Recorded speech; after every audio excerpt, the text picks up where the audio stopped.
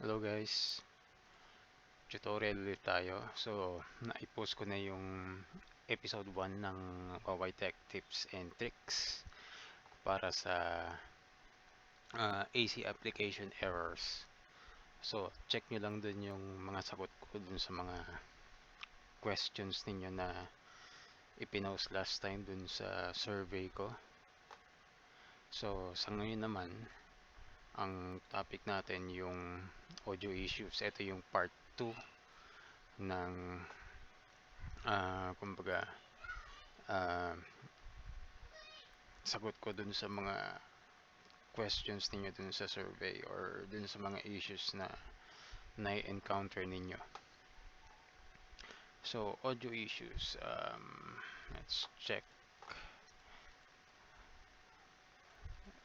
kay Madam K.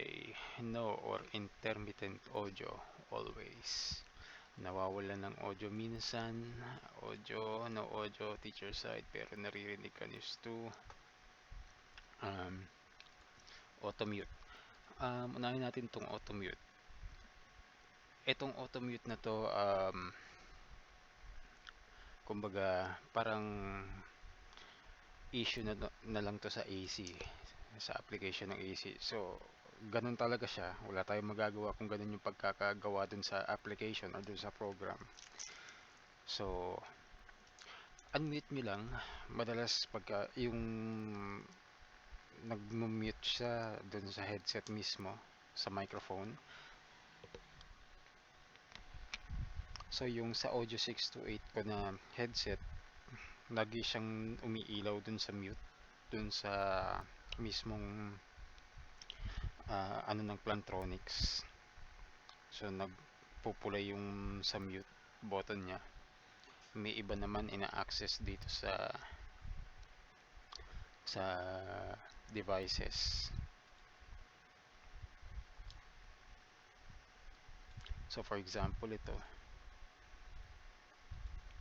nag-mute siya dito. So kailangan nyo lang unmute. So basically yun lang siya. Yun talaga yung parang isa sa mga bugs ng AC, nag-automute siya. Ano pa ba? Hindi marinig si Stu, pero actually ito, it's either sa iyo ang issue or sa student yung issue. Mamaya, kumbaga pare-parehas lang din naman mula sa taas yung mga nandito. I-cover na muna natin yung mga hindi ka parehas. Nagse-select ng audio channel. Ngayon hindi kami magkarinigan sa channel 2 kapag naka-headset ako. Medyo malabo to ng konti, pero madalas kasi pag may audio issue, hindi magkarinigan. Ang first thing na pwede natin gawin is i-close yung AC, relaunch. So i-close nyo lang siya and then relaunch. Maganda rin na i-end task nyo dun sa task manager yung AC. So end task nyo lang yung AC talk or tsaka AC report. Once na ma-end task nyo, relaunch nyo lang. Pag same pa rin, change audio channel. Yun yung isa sa mga pwede natin gawin pa. Change audio channel. So pag same thing, wala pa rin ano, of course check nyo rin kung naka-mute kasi minsan nga nag-auto-mute yung AC. So check nyo kung naka-mute and then speed test. Importante ang speed test lagi, lalo na pagka yung may ganitong audio issue kasi basically internet ang gamit natin dyan eh. So speed test kayo.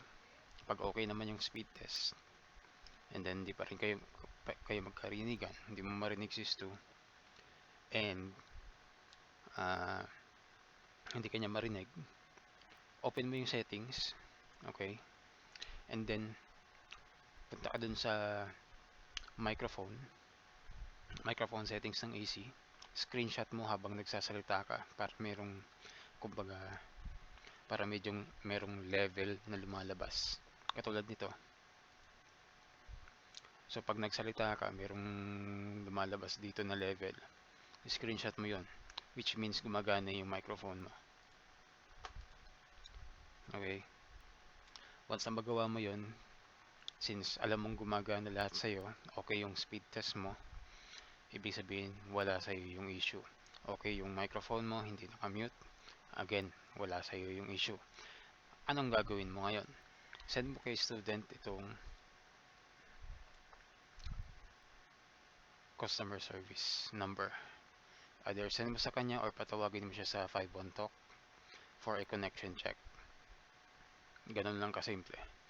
Hindi mo kailangang i-stress yung sarili mo. Patawagin mo siya sa number na to.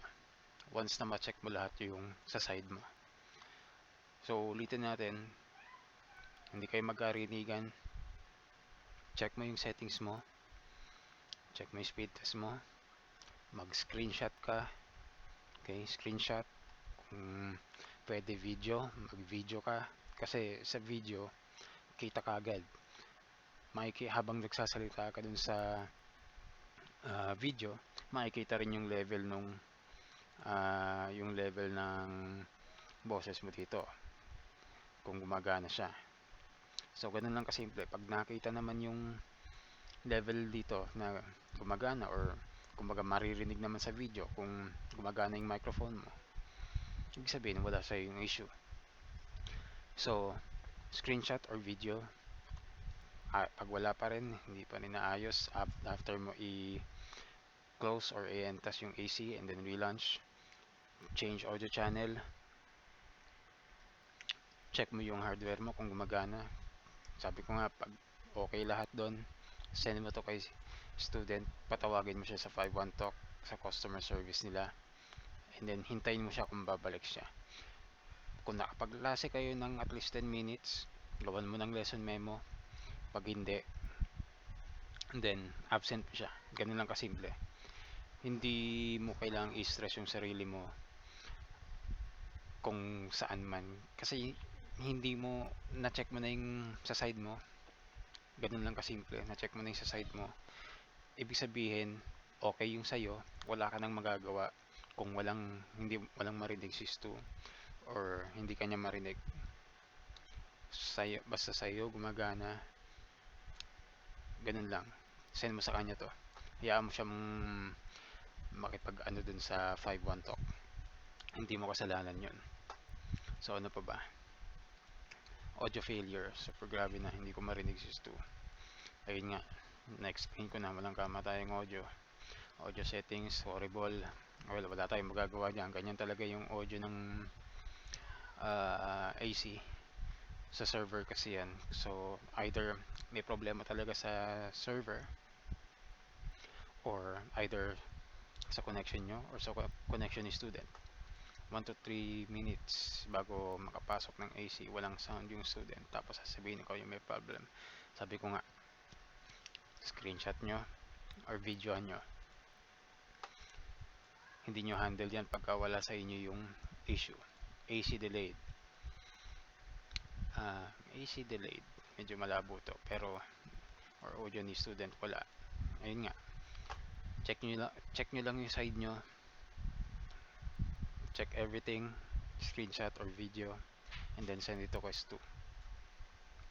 Mostly audio, tapos exit and teka lang, audio delay. Okay naman net ko. Ito, i-check natin ito mamaya. May isa pa tayong episode 3 para sa network related issues. Itong audio delay na to, network related kasi to. So i-cover natin yan mamaya. Sa ano muna tayo, sa audio issues. Auto mute mic, sabi ko nga wala tayong magagawa dyan. Flow yan nung pagpo-program dun sa application. Di ako madinig. Basically, ayun na yun, sinagot ko na yan. Gumagalaw yung microphone boost, nasa channel 2, pero pag na 7 di naman. Di ko alam kung setting ba ang issue o 0 naman ang boost ko. Well, double check nyo lang laging settings, i-adjust nyo kung kailangan nyo i-adjust. possible bug to ng AC. So, mahirap sabihin kung sa Windows siya, which is basically hindi kasi AC application yung ginagamit nyo. So, napansin ko lang na may times kasi pag mobile sis 2 hindi ako marinig ni sis 2 pero naririnig ko siya. Well, ang ganito kasi yan. Depende kung may issue yung server ni AC. Pag QQ na or Skype kami, okay naman. So, sabi ko nga, hindi nyo pwedeng sabing ako ba may prob or laptop ko or AC ba may prob or laptop ko. I-check nyo lang kung gumagana yung hardware nyo. So, uulitin ko yung mga dapat nyong gawin dito. Audio issue to. So, basically, kung nag-auto-mute or di kayo marinig, check nyo kung nag-auto-mute. So, alam nyo na kung paano i-check. Pwede kayong pumunta dito. Right-click, recording devices. So, recording, piliin nyo yung hardware nyo. Punta kayo sa levels, tignan nyo to. Tignan nyo kung nakamute to. And then, kung Plantronics yung ginagamit nyo, 628 ang gamit ko, meron siyang sariling volume adjustment dun sa mismong wire nya. Check nyo kung naka-red yung mute button. So, kumbaga, pindutin nyo lang ulit yun para mag-unmute siya. So, ganun lang kasimple. So, once na ma-check nyo kung naka-mute, check nyo kung punta kayo sa settings ng AC. And then, punta kayo sa microphone. Check nyo kung tumataas yung level. Yung, kumbaga, yung sa volume level nya kung tumataas. Which means gumagana yung microphone ninyo. Okay. So, since gumagana, screenshot nyo nang makita yung na may ebidensya kayo na gumagana naman yung microphone nyo. Ano pa ba? Speed test. So, speed test nyo. Kung okay naman yung speed test nyo, mababa yung ping. Basta below around 60. Okay? Pag ang ping nyo is around 60, okay siya. Once na tumaas siya sa 60, medyo meron kayong mapapansin na delay. Yun yung ping, yan yung pinaka-delay. Mas mataas yung ping, mas matagal yung delay. Katulad ditong sa akin, kumbaga naka-monitor ako ngayon sa internet connection ko. Kung makikita nyo, merong kayo makikita 267, 1003. So, almost lahat makikita nyo 60 plus. Pero may instances na nagpa-fluctuate siya, tumataas ng 100 plus or 1000 plus. Yan yung delay. Delay kung kailan ma-receive ni stool yung boses ninyo. So, yan yung indication na may delay sa connection ninyo. Once na request timeout yung nakita nyo dito, tingnan natin kung may request timeout ako dito.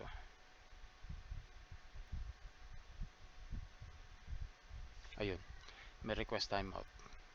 Isa lang ibig sabihin nun, naputol ng saglit yung connection nyo. So, ibig sabihin, putol din yung boses ninyo. Ganun na i-interpret ito. So, speed test. If everything gumagana dun sa side nyo, ibig sabihin, wala sa inyo yung issue, send nyo to kay student. Customer service number. Hayaan nyo siyang maipag-deal dun sa 51 talk. And then, kung nakapagklase nga kayo for 10 minutes, gawa nyo ng lesson memo. Pag hindi, i-absent nyo si student. Ganun lang kasimple ang rule natin dito. Hindi nyo kailangan i-stress yung sarili nyo dahil hindi kayo makapagklase. Wala kayong magagawa kung may problema yung kay student, sa side ni student. Kung sa inyo wala, then wala lamang kayo kailangan gawin pa. Basta magawa nyo yung dapat yung gawin. And then, kung nasa inyo yung issue, then try nyo ayusin. Kung nasa microphone, check nyo yung microphone connections niyo. Kung sa internet connection kayo may issue, power cycle nyo yung modem, then double check nyo yung speed test nyo. So, i-cover natin yan in more detail dun sa episode 3 natin. So, ganun lang itong sa audio issues. Alam nyo na gagawin nyo. Kung may suggestion kayo na bagong video, PM nyo lang ako or post kayo dun sa group. And then, kita-kits ulit sa next video. Thank you.